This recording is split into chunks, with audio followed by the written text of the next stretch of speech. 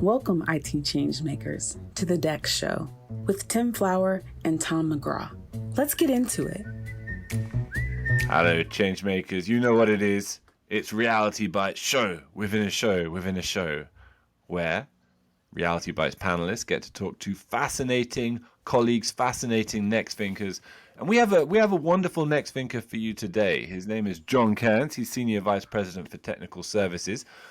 And it is a testament to how many interesting and insightful people there are in this company. But I hadn't thought of inviting Jon on Reality Bytes up until this point, until I saw a fantastic presentation from him in Barcelona and thought, why on earth haven't I done this yet? Jon, welcome to the show for the first time. It's lovely to have you.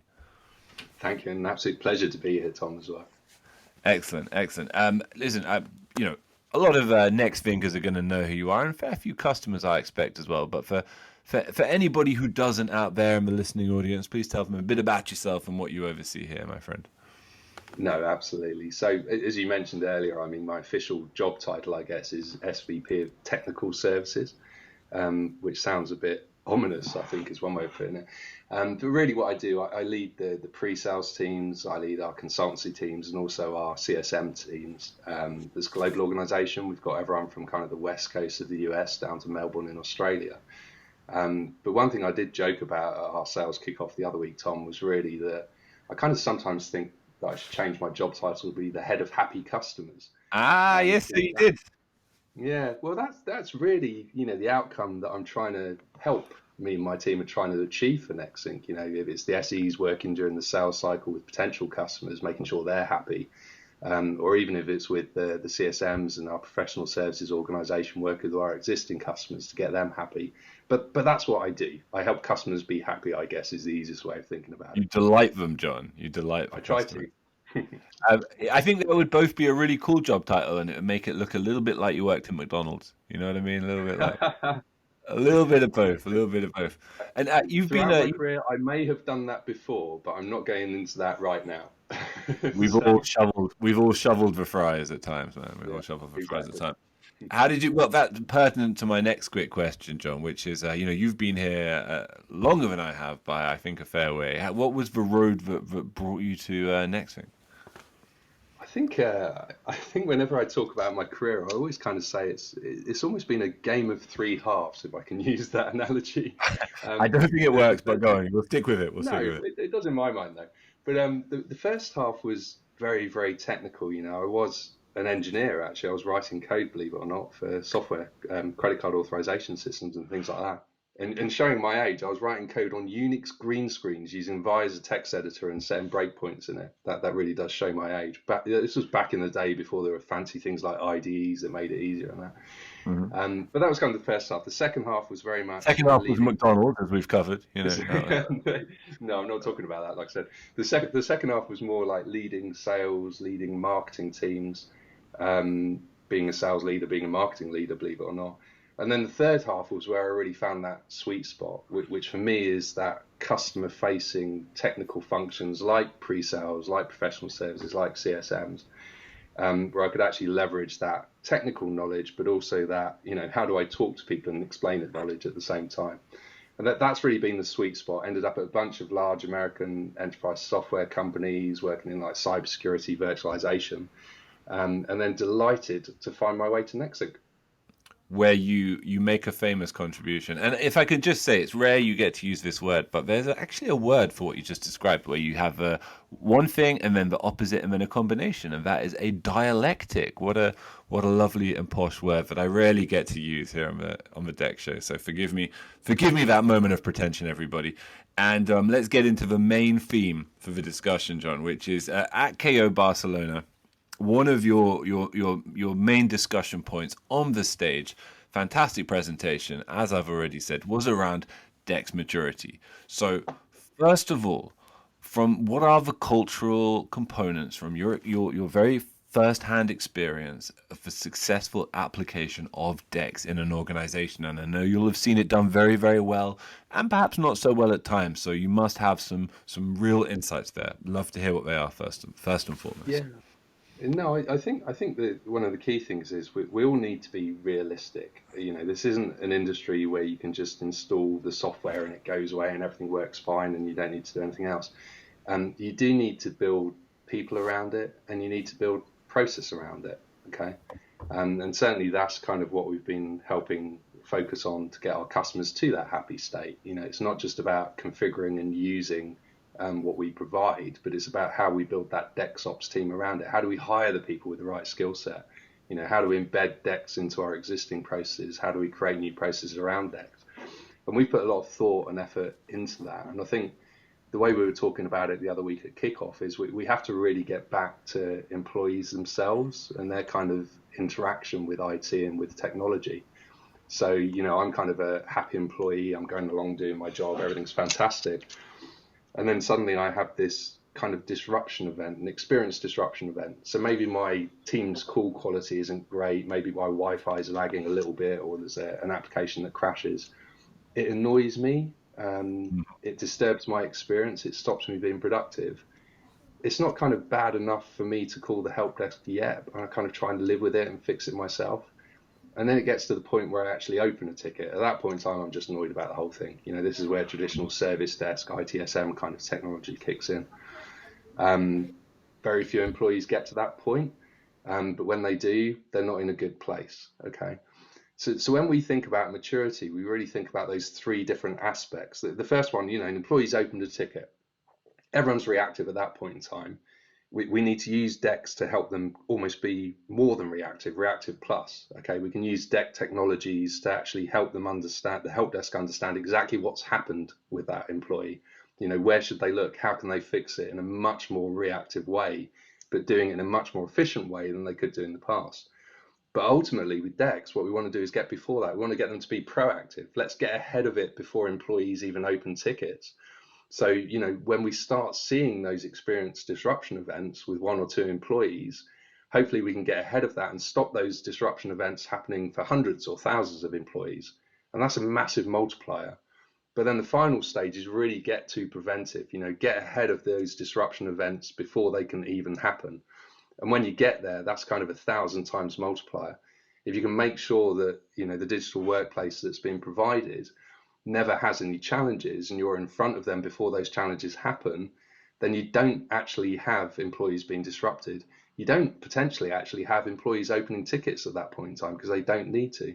And really that's kind of our core focus, is how do we help our customers move through that maturity?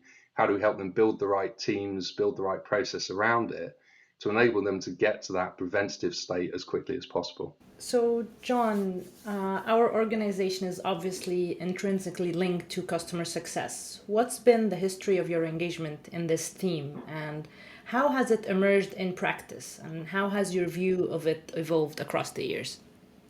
Well, first off, hey Dina, I didn't know you were on the call. Hi, But always Jon. good to hear from you. Surprise! I do. This is my fault. I forgot to. We're joined by Dina and Sean today. Yes, hello. So Sean will pop up too, but I'll pre-warn you about Sean. Sorry, Dina. Okay. Hi, Dina. Hey, Sean. I'm waiting for my I don't know, my brother to come out in a minute and ask me a question about working at McDonald's. yeah, exactly. Do that. So customer success. I mean, I would say, the phrase customer success can be viewed as one of those misused words in the industry at the moment. It's a bit like AI. It's a bit like cloud as well. If I want to make millions of dollars, I'm going to start a customer success firm that uses AI in the cloud, and I'll float it and make millions. Believe me, because it's the best buzzwords ever. Right, I'm off. I didn't say I was going to bring you into it, Tom. But so I think, customers, if you think about what we're talking about there, like customers don't buy technology, okay? They don't buy products. They buy based on the promise of business outcomes is what they do. And the business outcomes really need to drive value, okay? Now, I use the word value carefully, as when you say that, everyone sort of goes, show me your ROI spreadsheet. I want to look at the TCO and things like that. Value isn't necessarily always an ROI TCO spreadsheet. Sometimes people want to look at saving IT time, becoming more efficient in IT, reducing tickets and things like that, reducing the cost of IT. Sometimes people want to look at saving employee time. If you look at like the big consultancy firm, law firms, anyone that has knowledge workers that are billing for their time or generating value from it, for them, their currency of value is very much about let's remove those digital distractions from those employees. It's not necessarily about reducing IT costs at that point in time. Some people want to increase the speed and success of their digital transformation. So there's a long answer to your question, Dina, actually, but I'm passionate about it. I think for me, customer success is very, very easy to state. It's about, first off, understanding the business outcomes that customers want to achieve, and also how they need to measure the value, and then delivering against that. And I guess I've seen many other sort of CS teams at other organizations saying, we need to focus on adoption. Let's track if the customer's using this shiny new widget or not. None of that matters at all. Technology focus does not matter. It matters if the customer's getting the business outcome from the technology and they understand the value to them. And in my mind, that's what customer success is, really. Totally agree. And what do the analysts say about this topic that really stands out to you? Is their thinking more or less aligned to our mindset? It's a good question.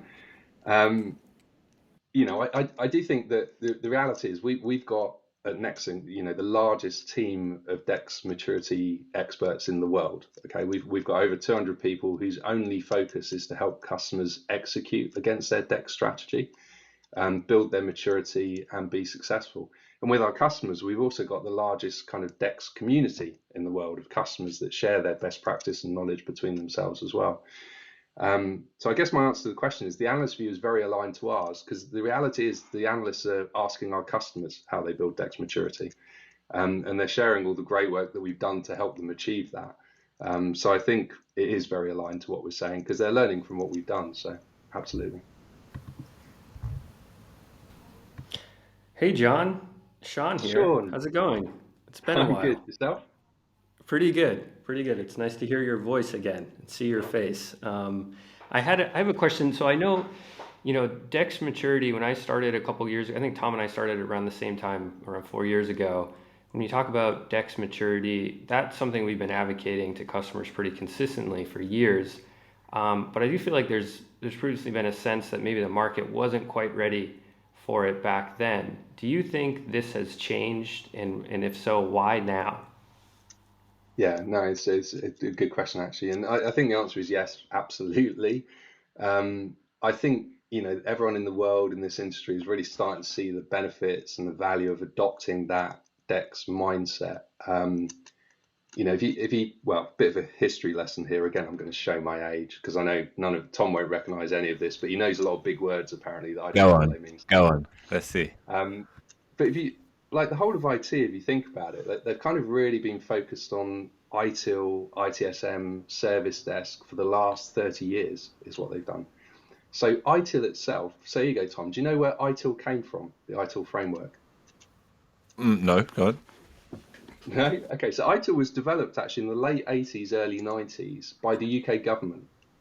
Okay. It's actually, ITIL is a UK government framework that they developed. And they developed it to standardize how IT management is performed across different government functions in the UK government, is what they did.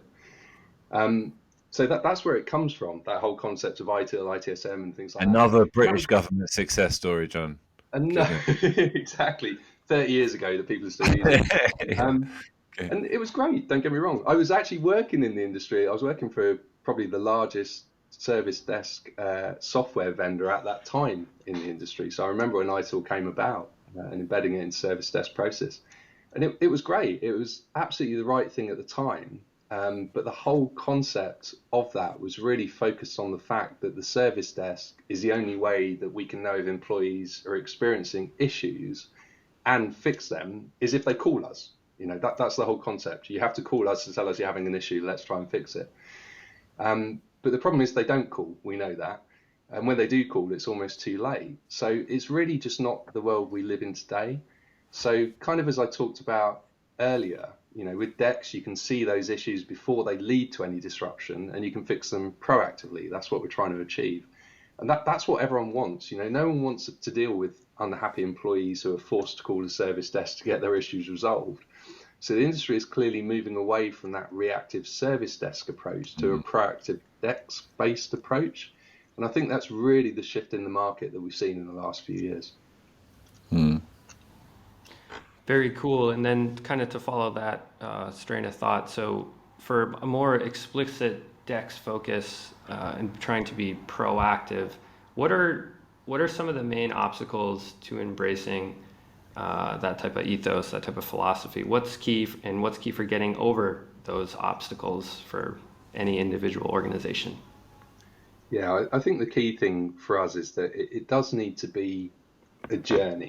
Okay, so the maturity definition that I touched on earlier, we have a lot of information behind that. We talk about the different structures you can make in your DEX ops centers, the kind of roles you need to have, the job descriptions, the process. There's a lot of information behind that. But we also recognize that you can't consume all of that in a week. You can't build a DEX ops team in a week. You can't hire all those people in a week. So we need to think about this as a journey that we help our customers evolve along. And the best analogy is kind of, the GPS or sat nav in your car. If you're planning to drive between London and Manchester, or Boston and New York, or Paris and Marseille, wherever you want to go, you know where you're starting from, you know where your end destination needs to be, but you need to have the sat nav GPS plan your journey and also the stops that you want to make along the way. And that's exactly kind of the pragmatic approach I think we need to take with DEX. Most people know the vision. They want to get to proactive instant avoidance, employees not having any issues, perfect IT. They kind of know where they're starting from, but we need to help them plan that journey. And that journey really has to have stops along the way. They need to be able to capture business outcomes and the value associated with it along the way. And sometimes there's some low-hanging fruit we can help them with, like visibility or even ticket reduction, as we help them on that journey to proactive IT. And for me, it really has to be that pragmatic journey. Sorry, I'm struggling to say that word, Tom, let alone the words you said earlier. Let alone dialectic. Yeah. Dialectic, yeah, there you go. I'm going to look that one up later. Drop that one. But we need to recognize everyone's different. Everyone's got a different journey. Everyone's got different timings they want to achieve. But it's very much about making sure they can achieve those business outcomes in the time they want and the value associated with it while they're heading towards that vision of proactive IT. Now, John, I don't know if you've ever noticed, but me and you have a history of bumping into one another in airports. And Yes. one time we had the experience of just the most insane delays. We were in a queue together for like 2 3/4 hours or something. It was just going nowhere fast. And of course, the reason we cross paths in airports is we're both English, and we have a little ritual on these episodes of Reality Bytes, if you will, where we invite guests to tell us what they love about being a Nexthinker. And I will concede that this kind of question to an English person doesn't, the answer, they're a little awkward. We don't thrive with these kind of questions. But I do suspect you love Nexthink, and obviously you're one of its best evangelists in a very real way.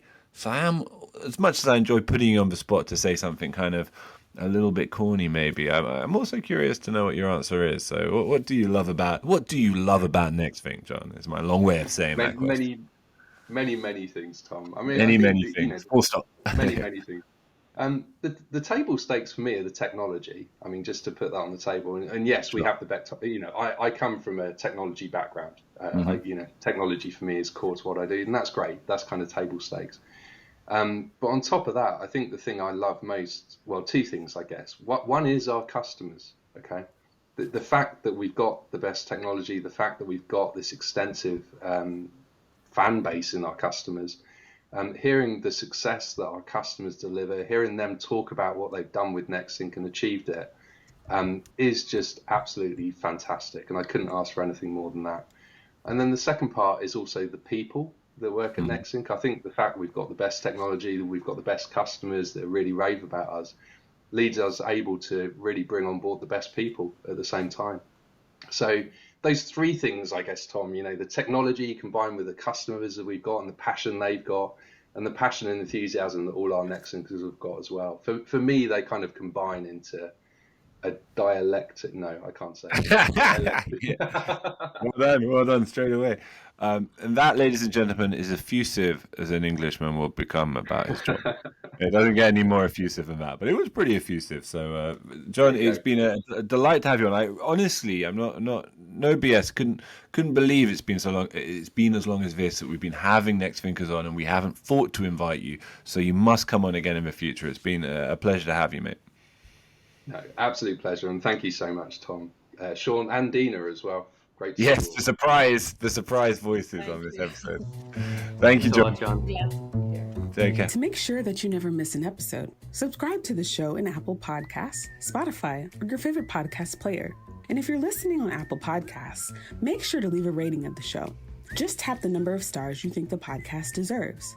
If you'd like to learn more about how Nexthink can help you improve your digital employee experience, head over to nexthink.com. Thank you so much for listening. Until next time.